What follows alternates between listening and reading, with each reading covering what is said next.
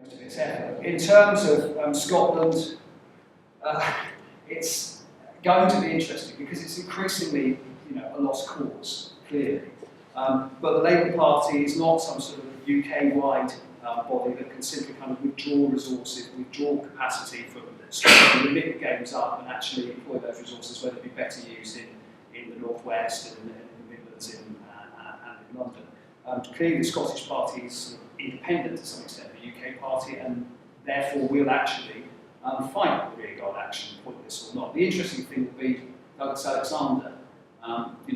He's facing a kind of Chris Patten dilemma, I guess. If you remember in 1992, Chris Patten in Bath, the Conservative Party chairman, had to admit in the end that it was either his seat or the Conservatives' campaign, and he chose the Conservatives' campaign and was seen as a kind of martyr by some of his fans for so doing. Whether Douglas Alexander will do the kind of helicopter between his constituency in London that Chris Patten tried to do in Bath, I don't know.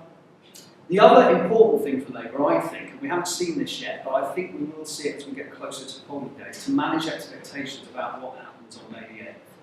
It's really, really important, I think, that Labour does a couple of things. One, was actually pointed out to me by Phil Cowley, so it's not my observation, is that on election night, quite a few of the constituencies that first get counted will be in Scotland, and those results will come through quicker.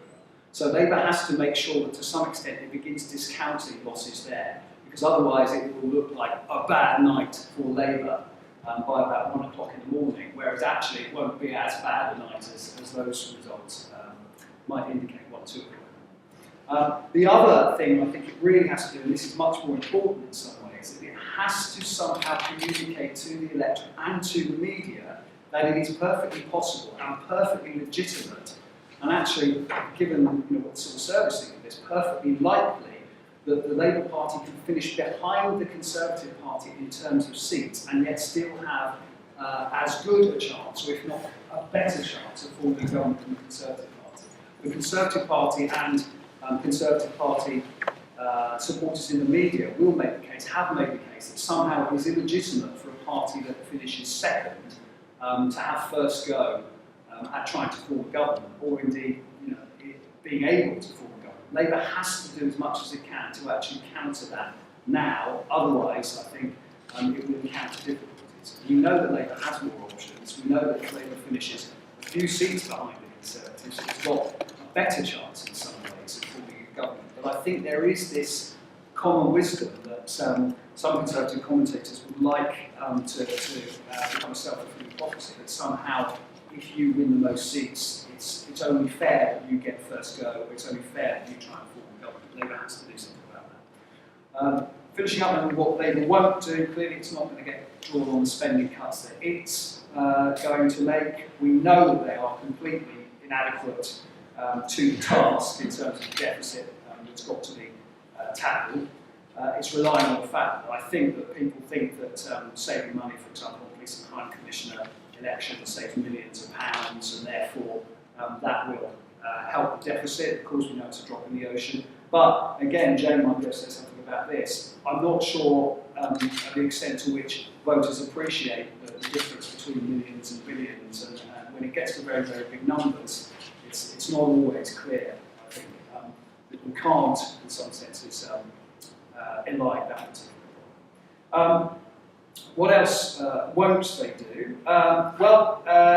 They probably won't make too many ad hominem attacks on David Cameron. One might think, given some of his weaknesses, that would be a good thing to do, but of course it will get into the whole question of leadership.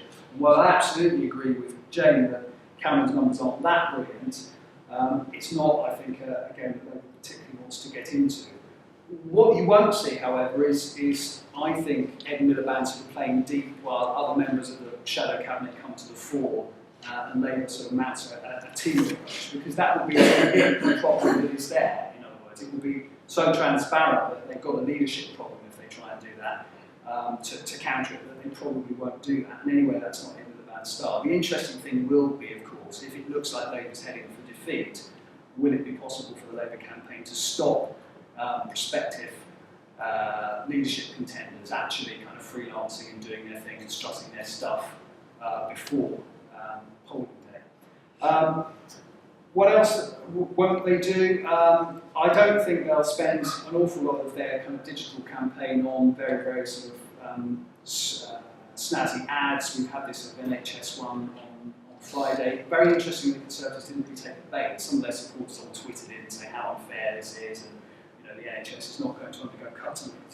But actually, the official Conservative kind of campaign, such as it is, didn't really take the bait there.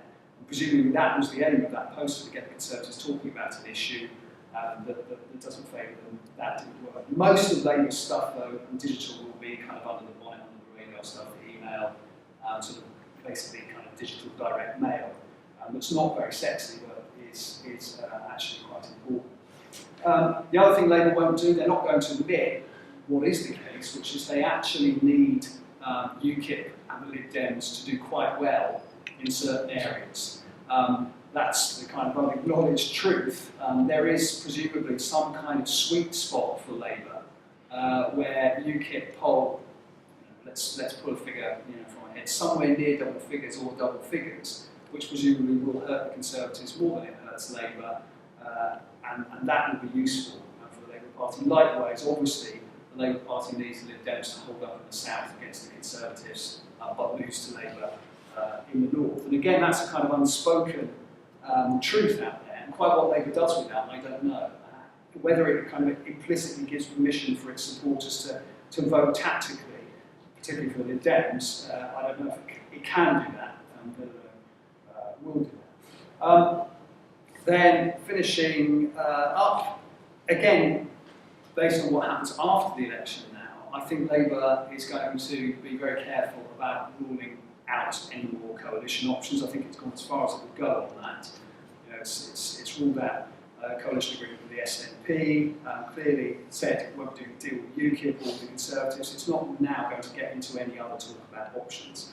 Same with red lines. I think there are a lot of people out there who somehow think that this election will be very different from others, and that politicians will be drawn on their negotiating stances and what they will and won't sacrifice in negotiations with other parties.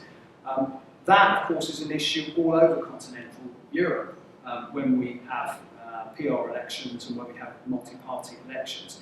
And politicians routinely have formulations which allow them to wriggle out of those kinds of questions. And they will probably be able to do that this time around, and Labour will do that because clearly it doesn't want to reduce any kind of flexibility it has in negotiations.